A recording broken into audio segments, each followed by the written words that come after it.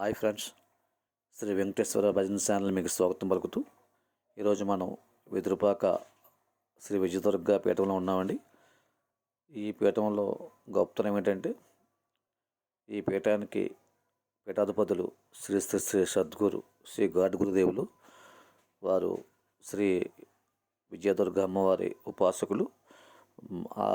ఆమె చేత మంత్రం పొందిన గొప్ప గురువర్యులు. వారిది విజయదుర్గ పీఠం వెదురుపాక గ్రామంలో ఉంది.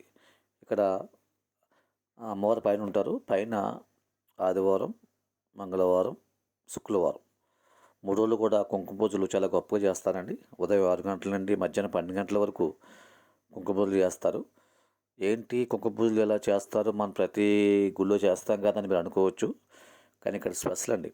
ఎందుకంటే పీఠం వేసి పైన యంత్రం వేసి పీట మీద అమ్మవారి యంత్రం ఉంటుందండి. ఇది ఎక్కడా ఉండదు, యంత్రం ఉంటుంది.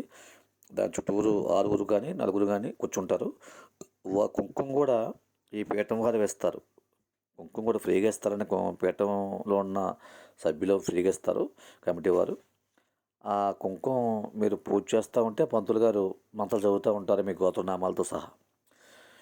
మనం చేసే ప్రతి కుంకుమ పూజ అమ్మవారు ఎదుర్కొంటూ ఉంటాయండి. ఈ పీటలన్నీ కూడా అక్కడ చేసినని చెప్పి కూడా మనసు తన్నవత్వం అయిపోద్ది అనమాట. సాక్షాత్తు అమ్మవారి సన్నిధిలో ఉన్నామన్న ఫీలింగ్ మనకు కలుగుతుంది.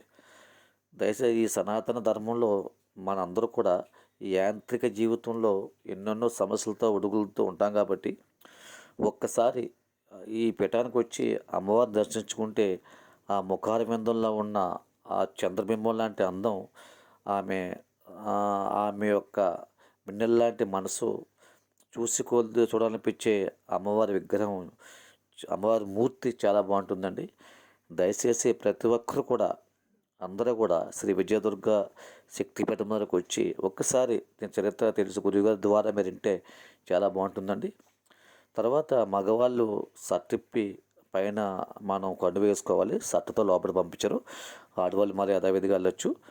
చాలా క్రమశిక్షణగా పద్ధతిగా ఉంటుందండి ఇక్కడ అన్నీ కూడా. తర్వాత పొరుగురు వారు కూడా భోజనాలు ఉచితంగా పెడతారు. కాఫీ టీపులు కూడా ఇస్తారు పొరుగురు వారికి. రూపాయి తీసుకోరండి. అంత మహిమన్నత్వమైనటువంటి మహాశక్తి